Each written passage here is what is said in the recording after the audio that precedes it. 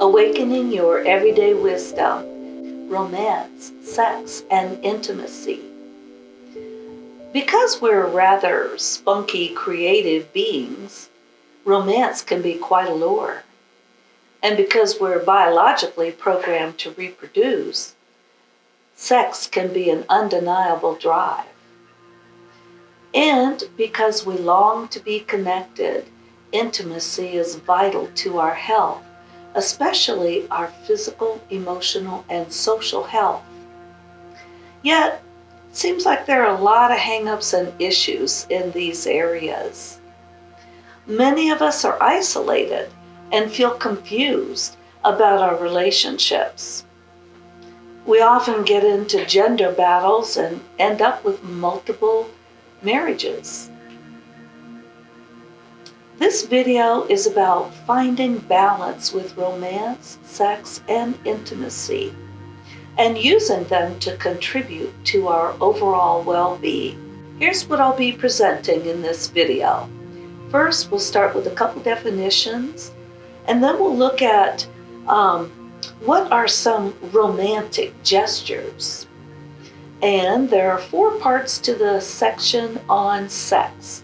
We'll first talk about sexual relations, sexual hang-ups and errors in planning, the sacral chakra, and tantric sex. I'll share what I believe are the top 3 qualities of intimacy. And I'll give some explanations on different levels of relationships. And lastly, I'll provide a recipe. And this is a recipe for sustainable, romantic, and intimate relationships. So we'll start with some definitions. These come from the Oxford Living Dictionary. Romance, a feeling of excitement and mystery associated with love. Sex, sexual activity, including specifically sexual intercourse. And intimacy, close familiarity or friendship. Romantic gestures. These are things that I think work in romance.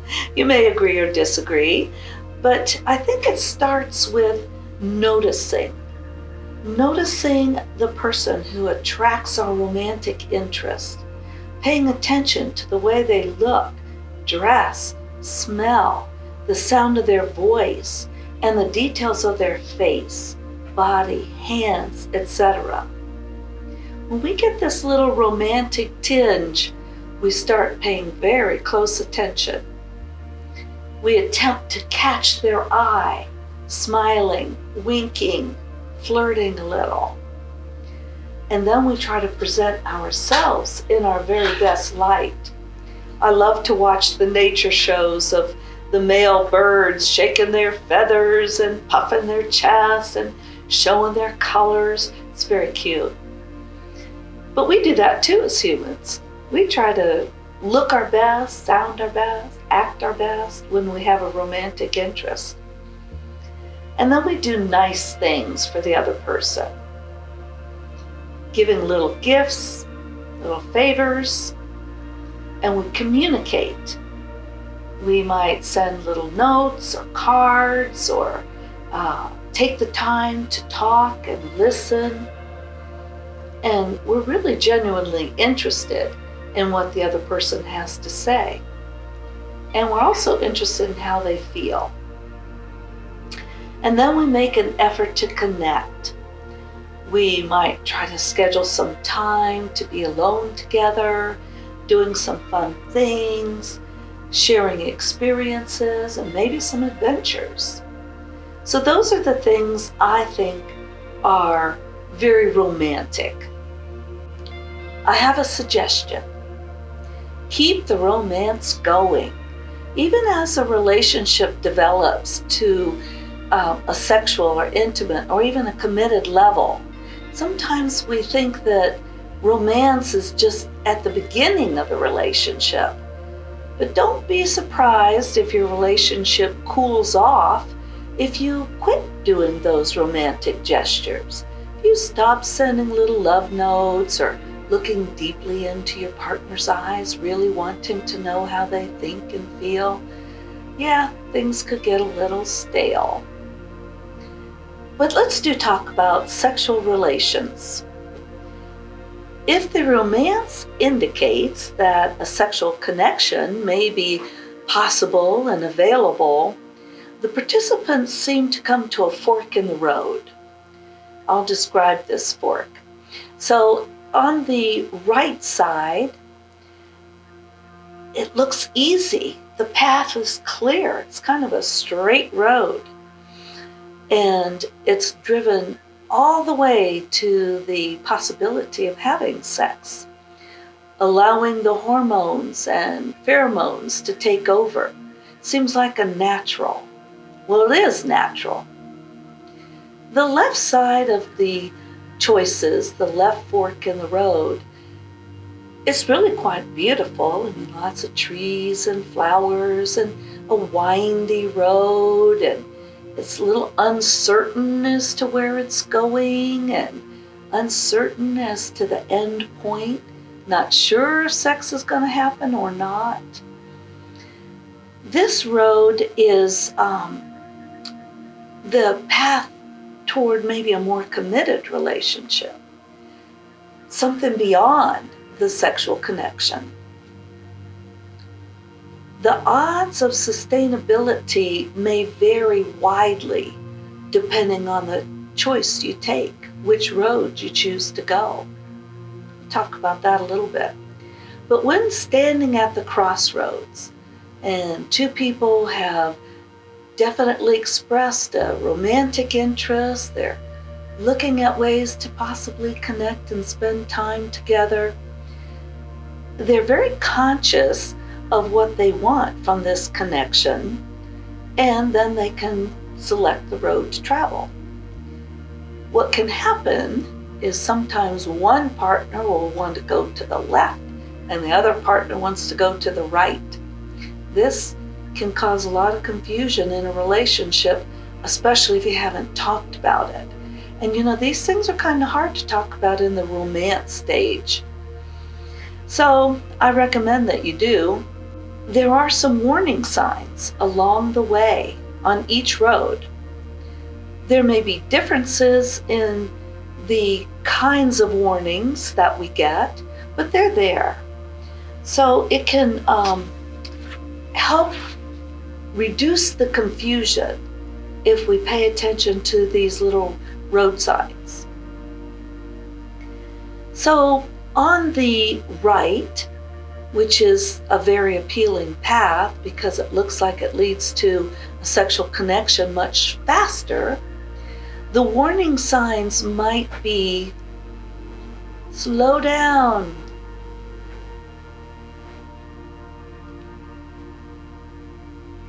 bumpy road ahead.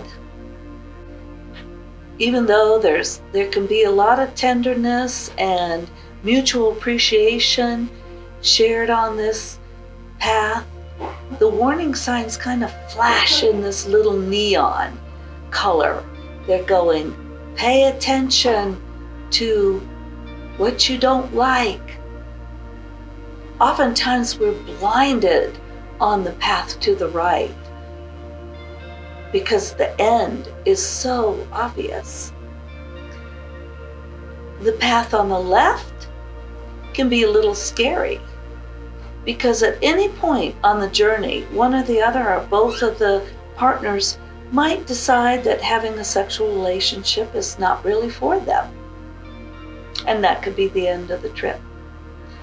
It's also exciting because both partners might reach this beautiful meadow along the way, and they would be free to come together with passion and tenderness. So my recommendation is look for and pay attention to any warning signs that we often want to ignore. We don't want to look for the negative in the other person, even though it might be glaring us in the face. So my suggestion is just pay attention. I'm going to go into what I think are typical sexual hangups and errors in planning. Performance anxiety. With men, this is usually about skill and technique and erection function. And for women, it's often about the ability or inability to have an orgasm. The conditions have to be pretty right for women. And for men, they might be concerned about having an orgasm too soon. So those are some of the performance anxieties that we can have. And then the self-consciousness. When we're consumed with insecurities about how we look, whether we're fat or skinny, does our belly hang out, are we muscular enough, are we going to be rejected by our physical characteristics, is our nose too big, these kinds of insecurities. And we're also a little worried about how we come across. Is my voice appealing? Do I have bad breath? A lot of toothpaste and breath drop commercials kind of convince us that having bad breath is a terrible thing on your date. Underarm odor. We get a lot of commercials about that too. And the list just goes on and on about all the things we can be insecure about. And they can really mess up our sexual relations, especially if our partner's not real encouraging and supportive and overlooking all those little flaws. The third one is also about insecurities and uncertainty. So we're not really sure if we're ready to go into a sexual relationship. We might want the romance to last longer. We might want to feel like we need to get to know this person better. Actually, that's one of the warning signs on the right side of the road. We're not sure we're capable of being the person our partner thinks we are. Because remember, in the romantic stage, we can be a bit blind to the reality of characteristics, personality, values, opinions, political, religious preferences. We can kind of turn our heads to all that in the romantic stage. But in this place where we're about to engage in sex or we've already started, these questions and uncertainties can start to loom, and they can make us think, oh no, I've kind of made a commitment by getting this close. Now I want to backtrack a little and I don't know how to do that. Or maybe I just need a little more time. I don't know how to ask for it. And so it can pretty much mess up the beauty and the splendor of a sexual relationship that has mystery associated with love. And now planning. I think that we don't spend very much time in planning how we're actually going to engage in a sexual relationship. So the first one is poor timing. If we get too rushed or we want to get to the end of the road on the right side of the path as quickly as we can, we might not choose the best time. We might not choose a time where we have enough privacy, where we feel comfortable enough. Could also be the time of day. Some people are morning people, some people are late at night. A lot of women like to have a real sense of kind of almost a protection, and sometimes darkness is very protective. So if our timing is in the middle of the day, a woman might not really be able to engage fully, and the guy might think, whoa, she's not really into me, or something like that. So timing is really important, and making sure that both partners have had enough time getting to know each other so they can talk about preferences or things that just don't work for them or things they're not interested in. And then the location. The back seat of a car is not really a very good place to have sex. I don't know if you've tried it. Hotels can seem like a better place, but not really if the people next door have the TV on too loud or the kids are screaming and then the parents are screaming at the kids. That may not be very romantic. It may not be conducive to being able to connect sexually with the person that you're interested in. So I think it's really important to choose the location very carefully until you've developed a ongoing sexual relationship and you can be a little more comfortable in a variety of locations. Another thing is, if you're living at your parents' house, that's probably not a good place to bring home your romantic interest. There's a lot of, self-consciousness. Anyhow, I'm not going to go into those details, but I would say don't choose your parents' home if you're young and you're still starting out on the path to making a connection. I'd like to share a little information about the sacral chakra. In the body's energy system, we're oftentimes familiar with the 7 chakras, even though there are more. But this particular chakra, the second one, is about the color of this Himalayan salt lamp, and it's located below the navel and probably about 3 or 4 inches below the navel, and it is the energy center for experiencing pleasure and creativity. It's also associated with the womb, creating life. It's our center for emotional and sexual energy. So that's why I'm bringing it up in this topic. Often in childhood, this chakra gets shut down. We're shamed if we talk about anything sexual or make any sexual innuendos. We're oftentimes stifled in our expression of our energy in that area. So it can cause us to get a little numb or closed off. If you are having difficulties in a sexual relationship, you may want to explore how to activate, open, clear that second chakra in the body. The good news is that these energy blocks are very easy to clear. You're not stuck with this forever, even if your second chakra takes a little while to open up. It will, because it functions best when it's open and active. So I recommend checking out chakra healing. I'd also like to bring up the topic of tantric sex. A lot of us think that it's all about sex, and it's like, well, yeah, let's do this.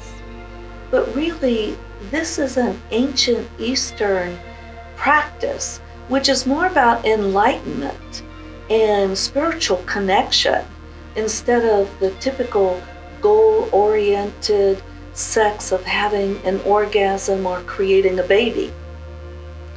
This type of sex transcends our separateness by joining the male and female energies in a way that frees our spirits. It can also help us expand our individual consciousness and expand it to the point where we can send energy and love to the collective consciousness. It's really quite beautiful. It's a way to heal ourselves and to heal humanity. If you're interested in opening your heart in such a way, you might want to check out what tantric sex is and do a little research.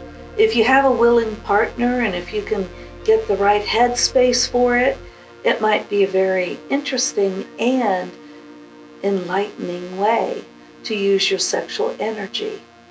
There are many, many qualities of intimacy, but I think the top 3 are ones that I want to share with you because I think they're important.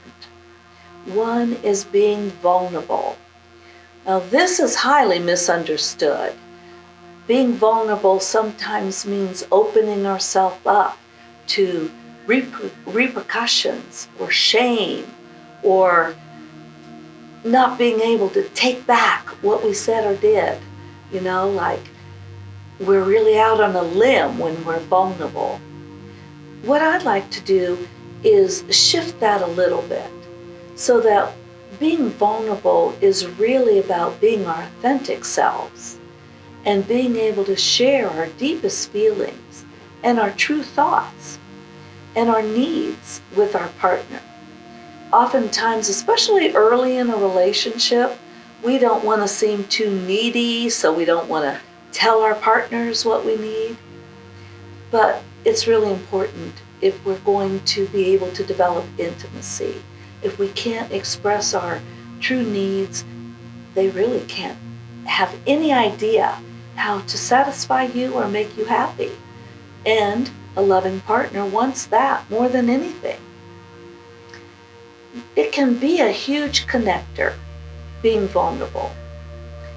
But it usually only works if both parties are willing to be vulnerable. If you have one party holding back and one party being vulnerable, it usually gets messy. So I think it requires some sort of an agreement about being ourselves, being able to tell the truth, even if it can be confusing, giving the other person a chance to clear the air. Those are all very, very important.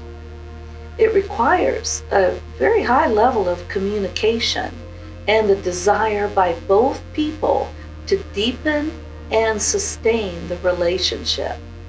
So when we move from romance to sex and to intimacy, it's a shift in the relationship. The next one is being honest, and I touched on that a little bit by being vulnerable. But here we also want to be honest about our intentions. If we don't have the intention of having a long-term sustainable relationship, it's a really good idea to let the other person know that. If we don't have the intention of healing and becoming whole with a person in our relationship, because we're all wounded, we all come into relationships wounded, but if we're not going to be vulnerable, if we're not going to allow ourselves to be made whole by the relationship, it's really a good idea to tell your partner that fairly early in the intimacy stage of a relationship. It's also important to let your partner know if you're willing to listen to their truth. Oftentimes we want to have a fantasy about the way our partner is, and we don't really want to know the truth. If we do tell the truth, we're honest, our partner wants to hear the truth, if we could listen to our partner's truth, this relationship has a really good chance of being sustainable. And then one more top quality of intimacy is being tender with our affections. Many of us seek affection and we want to give affection, but we really don't know how to engage in it, especially if we weren't given affection as a child. If we come from a very proper or austere upbringing where there wasn't touching and hugging and kissing, we may not have a concept of physical attention. If our parents didn't really take an interest in what we were doing, how we were doing in school, what our friendships were like, if we didn't get that feeling of affectionate attention, we may not know how to express it, even though it's a strong drive in relationships. Affection can take many forms. It can just be that familiar look.